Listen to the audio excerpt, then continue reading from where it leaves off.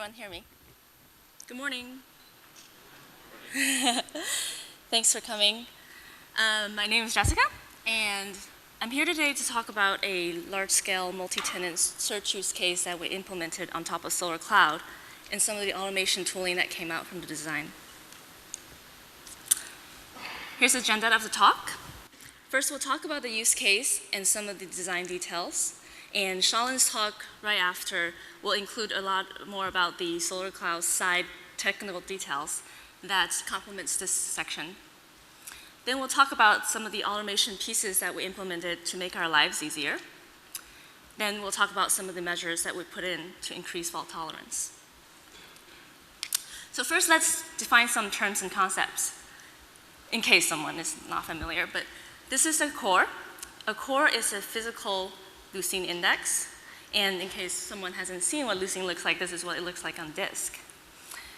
In some of the older writings to Solr, the term core has been conflated to mean the entire index or a Solr instance because Solr used to only hold one core.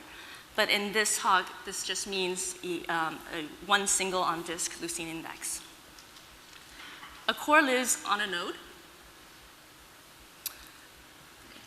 And you can notice now that a node holds multiple cores. And a node basically is an instance of JVM running Solr, listening on a particular port. And a node lives on a host. And some people might decide to run multiple nodes on a host, but for the simplicity of this diagram, it's just one host, one node per host. As query goes up or index goes up, you can add more hosts just like this one. And SolrCloud links them together using Zookeeper. And Zookeeper, for some people who are not familiar, is a distributed coordination service that's often used to share states and configuration. And two terms that are relevant to this talk are one znode, which is a data register in Zookeeper, and a watch, which is something you can set on the znode so that when the znode changes, you can be notified.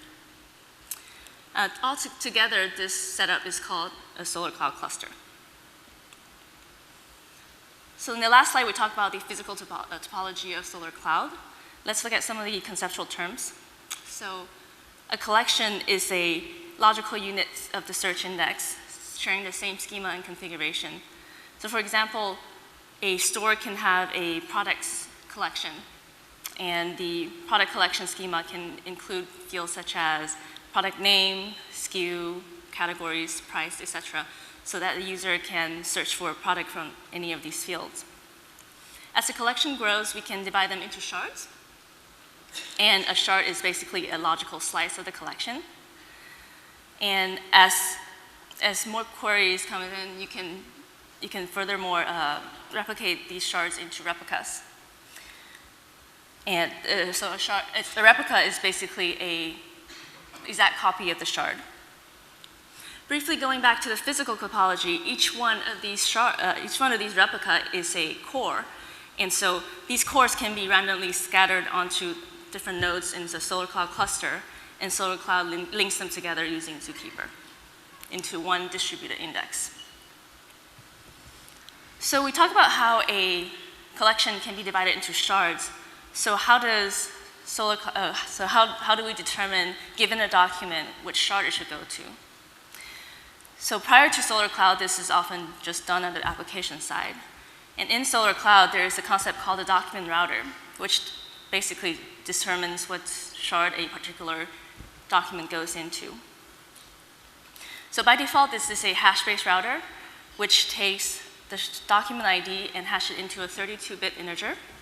And if you imagine a collection as a hash ring with a range of all integers lying on the circumference of this circle, then you can take the document ID hash, find it where it belongs on the range, and find out which shard it belongs to. So for example, if my document ID hash is 55, then it is between 0 and integer max value over 2, and so it belongs into shard 3. In version 4.1, Solr introduced the composite ID router, which is a type of hash-based router, but on top of it, it allows the user to specify a shard key along with the document. And it takes the upper 16 bits of the shard key hash and append it with the lower 16 bits of the shard key, the document ID hash to make the hash. What this does is that for all the documents with the same shard key, they hash into the same pi wedge on this shard, so that they're either co-located on the same shard or maybe neighboring shards if the pi wedge crosses shard boundary. By the way, I visualize this as a pi wedge, but just to make sure everyone can see it, if you take a range of integer on this circumference of the circle and take the two endpoint and link into the middle, that's a pi wedge. Don't want anyone to be confused.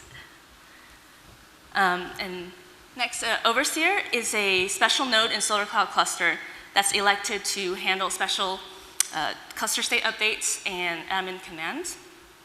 And last, just a quick mention of SolrLord, which is our automation driver application, which I'll talk more about in the automation section. So that's all the terms and concepts. So let's move on to the use case design. So we were tasked to build a multi-tenant search platform on top of SolrCloud, and with each cluster holding roughly 1 million distinct logical indexes.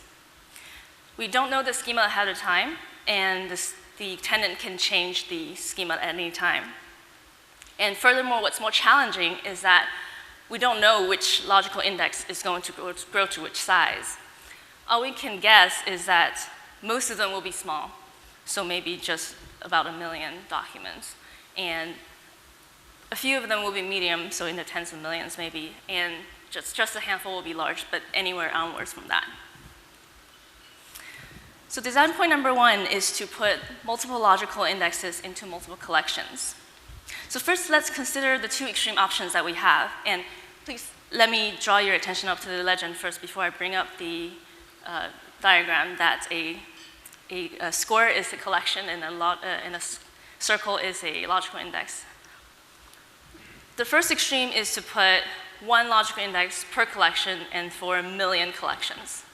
So this is the natural thing to do, and if it worked well, that would have been a good, easy thing to do.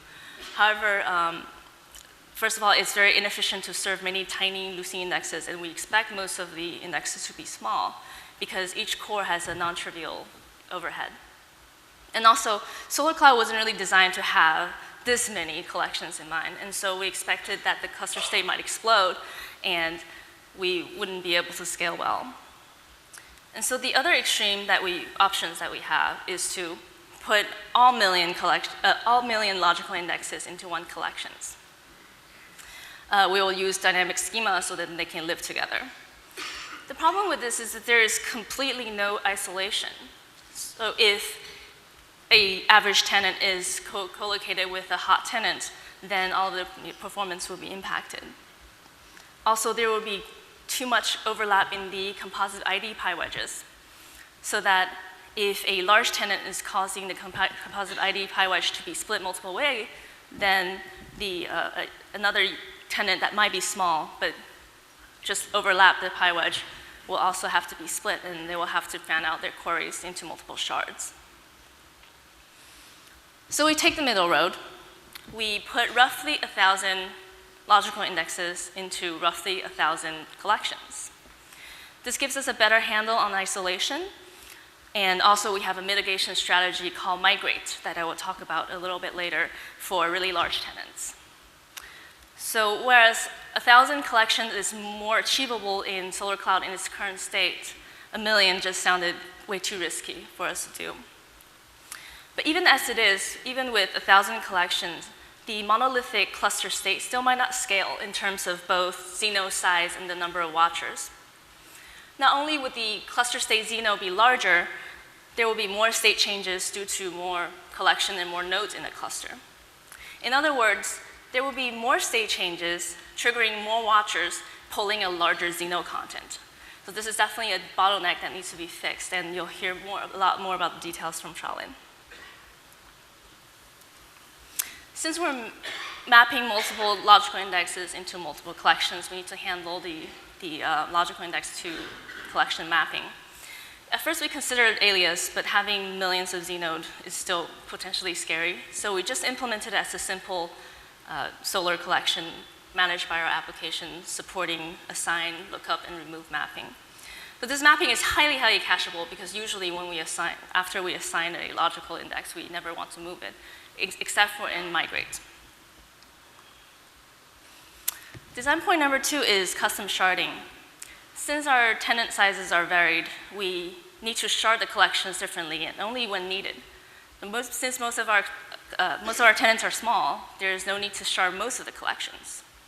But for a collection that does get big because of a large tenant, when we need to shard it, we need to shard it at arbitrary ranges instead of always down the middle, as is implemented by default for SolrCloud. So let's look at an example. If this is the hash ring, and let's look at the shard1 portion. You can see shard1 is getting large because the red tenant up there is having about 40 million documents, whereas the other tenants are still pretty small. If we issue split shard by default, it's going to split the hash ring down the middle here. Well, that's not very useful, right? Because the upper portion still has about 40 million documents, and now the lower portion is trivially small. So what we really want to do is split the shard right here, so that basically you have roughly equal number of documents on each side. Also, when a tenant grows so large that it's causing the composite ID wet pi wedge to be split multiple ways, and now you can see the sad blue and yellow tenants are also having to fan out their queries. In this case, we want to be able to just migrate the super large tenant out to its own collection so that we can completely isolate it. So this is the mitigation strategy I was referring to earlier, so that we can scale the large tenant completely separately, even after the fact. Design point number 3 is per-tenant per-user routing. So we briefly mentioned about composite ID routing in the terms and concepts section. And traditionally, this routing is just 2-level. So if you imagine this collection with these tenant pi wedges, if you want to query just Jessica's documents, then you only have to hit shard1 because Jessica's pi wedge is entirely contained in shard1. But in our multi-tenant collections, we want to be able to have the flexibility of doing both sometimes per tenant or sometimes per tenant per user queries. So here, for example, if I want to query the documents of tenant 1, what shards do I have to hit? That's right, so both shard1 and shard2, because tenant 1's pi wedge overlaps both of those shards. But what if I just want to query tenant 1's user Lancelot's documents? So in this case, I just have to hit shard2 because Lancelot's pi wedge is a subrange of tenant 1, and it is contained wholly in shard2. And so that way we can issue our queries more efficiently when we know exactly what we want. So that concludes the major points of the design, and Sharding will give you a lot more detail on the SolrCloud side. And next let's move to the automation section. And it's toolings that we implemented to make operations less cumbersome. So the main goal of automation, according to me, is don't wake me up at night if not needed. Automate as much as possible. It is something that we truly believe in because we have a small team and many large clusters to take care of. So the fewer operational things that we have to do manually, the more time we have to build new things. So welcome SolrLord. SolrLord issues admin collection API commands when certain conditions are triggered in configured alarms. Alarm configurations are small. We store them on Zookeeper so that we can adjust the threshold and have them picked up right away. These alarm conditions are evaluated based on aggregated stats collected by our custom cloud Solr server wrapper, which collects these stats, put them in buckets, and periodically filters out the unimportant ones and send out the important ones to SolrCloud in order to figure out if we need to trigger alarms. Since SolrLord might issue multiple commands into the cluster at one time, and while these these commands are being processed, we still need to be able to create new collection in our live cluster. We need the overseer's processing of these collection commands to be asynchronous and parallel. And this is a new feature that we depend on. So let's look at some of the alarms. The first one is a simple add replica alarm, which is triggered when a particular shard is getting too many queries per replica. In this case, SolrLord simply issue an add replica into SolrCloud, which adds a replica. So that's simple. A detail here is that our configuration only allows SolrLord to add up to a limit number of replicas because we don't want to give it unlimited range to add as many as it wants. If this limit is ever triggered, we do want a pair of human eyes to go in and investigate. Next is move replica. So what if a node's overall stats is high, but due to one or more cores from different shards or different collections being hot at the same time, rather than one replica of a shard triggering the add replica alarm earlier. So in this case, what we want to do is just move one of these cores off to a more idle node so that we can even out the CPU utilization. So since SolrCloud doesn't have a move primitive, we can accomplish this by first issuing an add replica. And then once that replica has recovered all of its documents and come up alive, then SolrLord can delete the original one.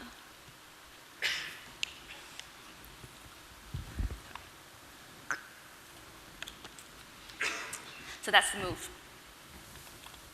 A split shard alarm is triggered when a particular shard is getting too large in terms of number of documents or if it's getting too many updates. The first thing SolrLord has to do when a split shard alarm is triggered is to figure out the proper split point. Because as we've seen earlier, in a multi-tenant collection, splitting down the middle of the hash range is not always the right thing to do. So if a shard is split due to the number of documents, then SolrLord would do a binary search on the hash to figure out a point at which there are roughly equal number of documents on each side. And if it's triggered due to update rates, then it will only take action if the aggregated stats actually point to a hot shard key, in which case it will try to split down the middle of that shard key. To do a split, SolrLord issued a split shard command. But this is not enough because the resulting split shard are left on the same node on the leader. And so SolrLord also needs to move one of the resulting shards onto another node by doing what the move shard alarm just did, which is an add and a delete. So that's an actual move. So sometimes nodes can fail due to bad disk or really any number of reasons. And when that happens, we need to be able to replace the node. So to do that, SolrLord first figures out what replicas were on that node by consulting the cluster state. Oh, that just node going down.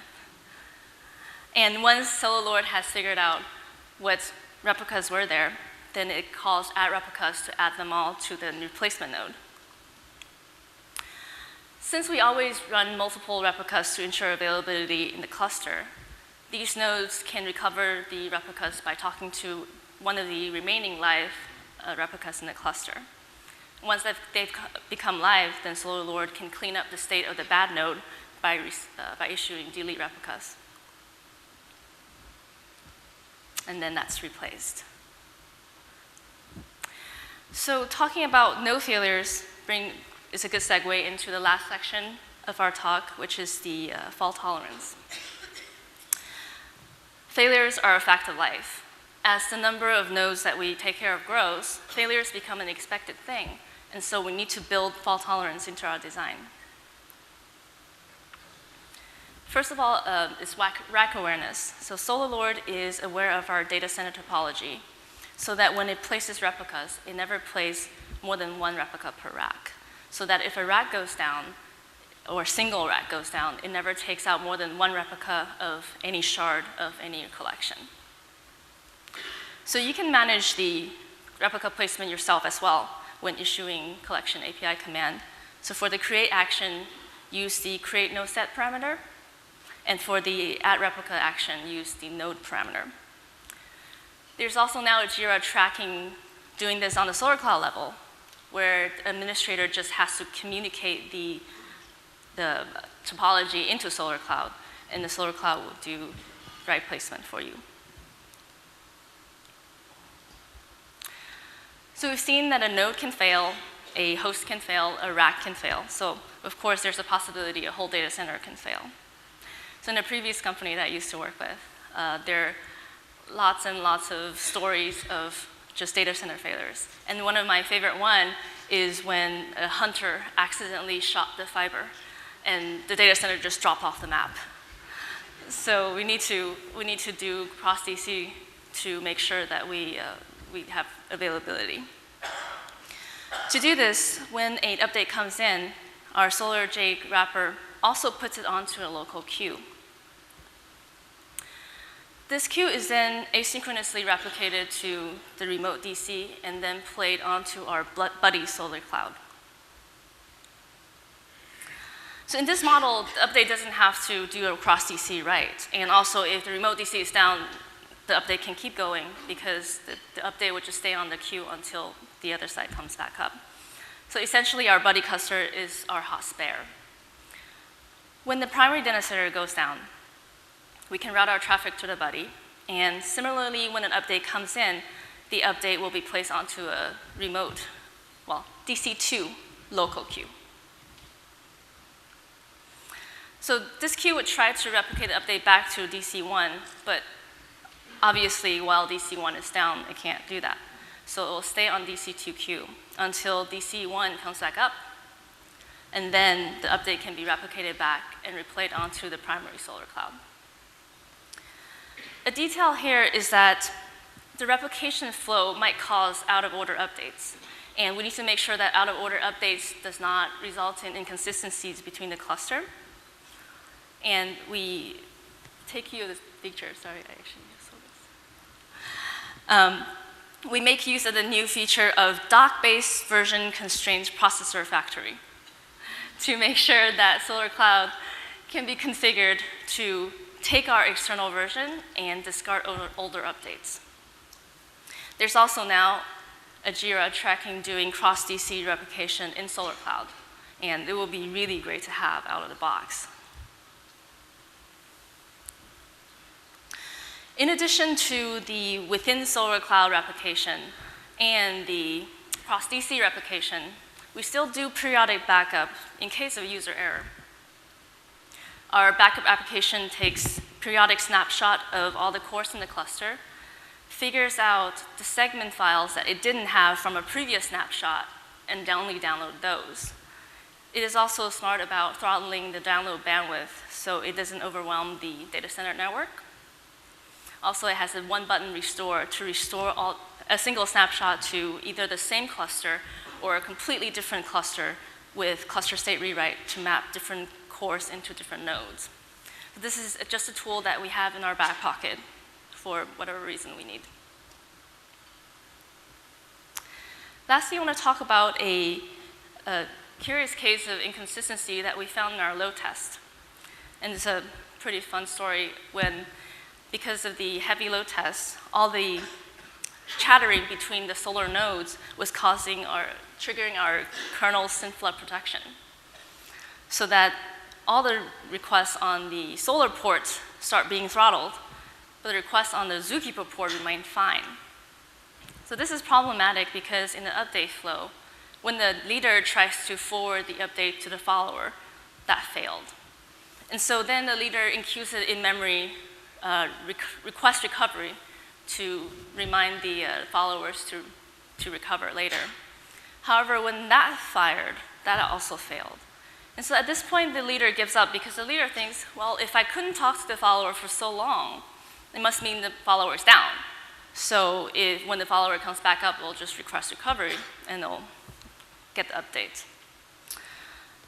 But the follower was actually up fine all this time and actually happily connected to Zookeeper, so it never learned that it needed to recover at all. So this led to Solr 5495, which essentially tracks on Zookeeper which follower needs recovery. Also, as it was, the SolrCloud cluster returned success to the client, even though the update was only successfully applied on the leader. And this is dangerous because the leader could possibly permanently go down before the replicas have a chance, or the followers have a chance to recover that update, and the update can be lost. And so that led to Solr 5468, which essentially allows the user to specify a min-RF, which is minimum replication factor, with their updates, so that if the update is successfully applied only on a number of followers or replicas fewer than min-RF, then the user can know this and decide to retry the update to achieve a higher replication factor. Together, this makes SolrCloud more robust against inconsistencies, but there's still a lot more work to be done, and we're really, really excited to see it happening within the community. So lastly, before I hand this talk over to Shaolin, I just want to point out we're hiring. If you're passionate about building and managing robust, large-scale distributed system, and you have particular interest in Solr or distributed search, and I'm sure you guys all do, please talk to us after the talk, and also email us at solrcloud-jobs@group.apple.com, and recruiter will get right back to you. Thank you.